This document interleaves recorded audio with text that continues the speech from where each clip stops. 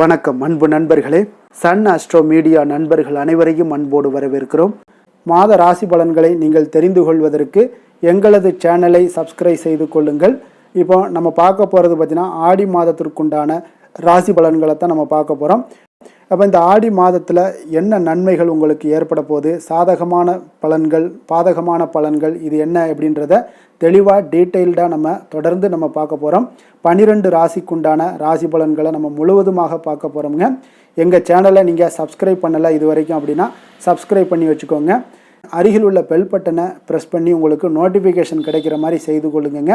அதே போல் உங்களுடைய நண்பர்கள் உறவினர்களுக்கும் ஷேர் பண்ணி அவங்களையும் பயன்பெற செய்யுங்க. கும்ப ராசி கும்ப லக்கண அன்பர்களுக்கு இந்த ஆடி மாதம் எந்த மாதிரியான பலன்களெல்லாம் உங்களுக்கு ஏற்பட போகுது அப்படின்னு பார்க்குறதுக்கு முன்னாடி கிரகங்களுடைய அமைப்புகளை பார்த்துருவோங்க. அப்போ இந்த 2026ஆம் ஆண்டினுடைய ஆடி மாதத்தில் ஜூலை 17லேருந்து ஆகஸ்ட் 17 வரைக்கும் உங்களுக்கு கும்பராசிக்காரர்களுக்கு கிரகங்களுடைய அமைப்பால் சவால்களையும் தாண்டி அபாரமான உங்களுக்கு வெற்றியை கொடுக்கக்கூடிய ஒரு முன்னேற்றகரமான ஒரு மாதமாக அமையப் போகுதுங்க. அப்போ சனி பகவானை அதிபதியாக கொண்ட உங்களுக்கு இந்த மாதம் கிரக நிலைகள் தரக்கூடிய விரிவான பலன்களை பற்றி தான் நம்ம பார்க்க போகிறோமுங்க.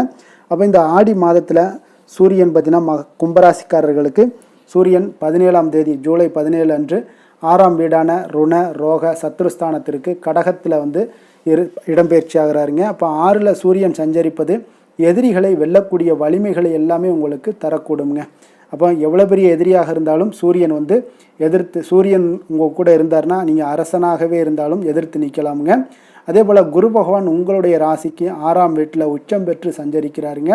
6ல் குரு மறைவது விபரீத ராஜயோக பலன்களை எல்லாம் தரக்கூடுங்க. ராகு கேது பார்த்தீங்கன்னா உங்களுடைய ராசியிலேயே 1ஆம் வீட்டில் சஞ்சரிக்கிறாருங்க. அப்போ கேது 7ஆம் வீடான கலத்திரஸ்தானத்தில் சிம்மராசியில் சஞ்சரிக்கிறாருங்க.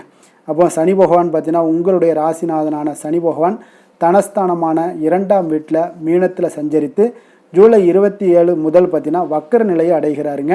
இது உங்களுக்கு 7ரை சனியினுடைய இறுதி கட்டமான ஒரு பாதச்சனி காலமாகுங்க. அதனால் கொஞ்சம் கவனமுடன் இருங்க. செவ்வாய் உங்களுடைய ராசிக்கு 4ஆம் வீடான சுகஸ்தானத்தில் ரிஷபத்தில் சஞ்சாரம் செய்கிறாருங்க. அப்போ இந்த கிரகங்களுடைய அமைப்புகளை வச்சு பார்த்தோம்னா இந்த கும்பராசிக்காரர்களுக்கு தொழில் உத்தியோகத்திலெல்லாம் பார்த்தீங்கன்னா 6ல் சூரியனும் உச்சகுருவும் இணைவதால் உத்தியோகத்தில் இருந்த போட்டிகள், மறைமுக எதிர்ப்புகள் எல்லாமே பார்த்தீங்கன்னா சூரியனை கண்ட பனி போல விலகுங்க. மேல் அதிகாரிகளுடைய பேர ஆதரவு எல்லாம் உங்களுக்கு கிடைக்கக்கூடும். வியாபாரத்தில் புதிய உத்திகளை எல்லாம் கையாளுவீங்க. அதே போல் 2ல் சனி வக்கரம் அடைவதால் கூட்டு தொழிலில் பண பரிவர்த்தனைகள் செய்யும் போது கூடுதல் எச்சரிக்கை உங்களுக்கு தேவைப்படுதுங்க. அப்போ நீங்கள் கவனமாக இருக்க வேண்டிய விஷயம்னு பார்த்தீங்கன்னா பண பரிவர்த்தனையில் நீங்கள் எச்சரிக்கையுடன் இருங்க. நிதி நிலைமை, வருமானம் போன்ற விஷயங்கள் எல்லாம் பார்த்தீங்கன்னா இந்த காலகட்டங்களில் ஆடி மாதத்தில் கும்பராசிக்காரர்களுக்கு பொருளாதார ரீதியாக கலவையான ஒரு பலன்கள் தாங்க காணப்படுது. வராத கடன் தொகைகள், கோர்ட்டு வழக்குகளில் சாதகமான தீர்ப்பு பண வரவு உண்டாகக்கூடிய ஒரு வாய்ப்பெல்லாம் ஏற்படுதுங்க.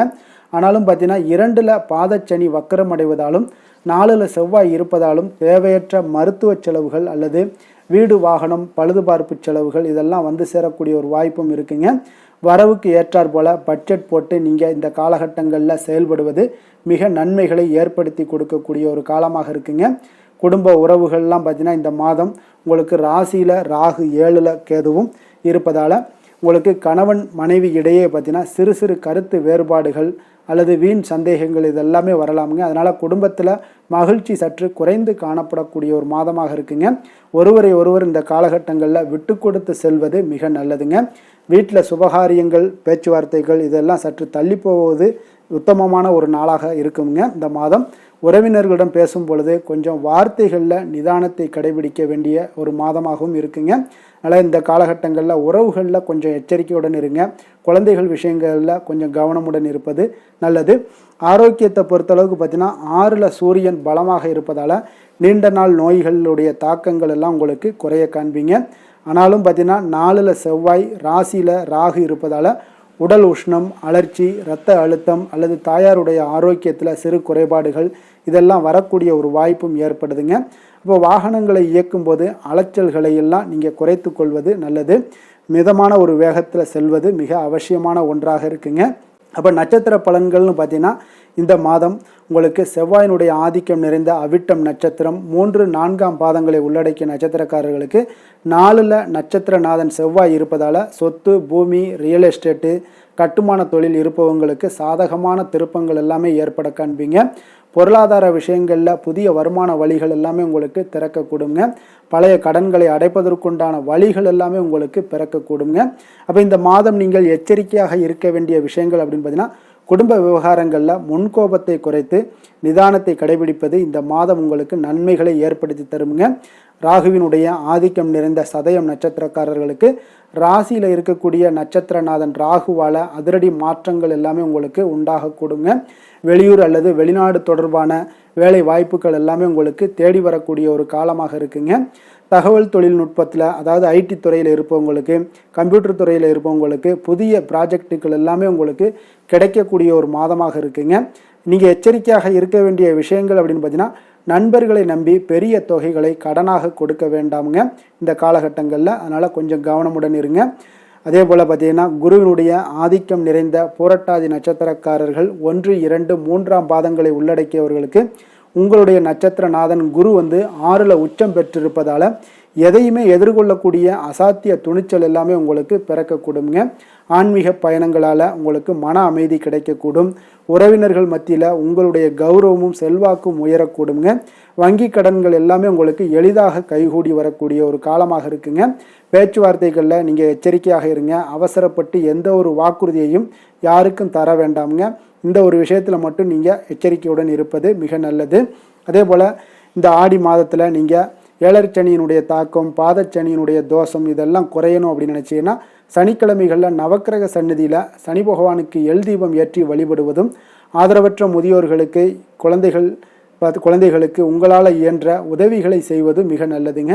அதே போல் வீண் விரயங்கள் அலைச்சல்கள் எல்லாம் குறையணும் அப்படின்னு நினச்சிங்கன்னா செவ்வாய்க்கிழமைகளில் துர்க்கையம்மனுக்கு நெய் தீபம் ஏற்றி ராகு காலத்தில் எலுமிச்சை பழம் தீபம் ஏற்றுவது வழிபடுவது உங்களுடைய தடைகள் அனைத்தையுமே நீக்கக்கூடிய ஒரு மாதமாக இந்த மாதம் அமையக்கூடுங்க. கும்ப ராசிக்கு நன்மை செய்யும் ஹோரை பலன்கள்னு பார்த்தீங்கன்னா சந்திரன் செவ்வாய் புதன் சுக்கிர ஹோரைகள் இவர்களுக்கு அதிக அனுகூலத்தை கொடுக்குங்க. சுக்கிர ஹோரையில் சுப நிகழ்ச்சிகள் சொத்து சார்ந்த இனங்கள் அரசாங்கம் சார்ந்த விஷயங்கள் எல்லாம் செய்தீங்கன்னா மிக சிறப்பான ஒரு பலன்களை கொடுக்கும்.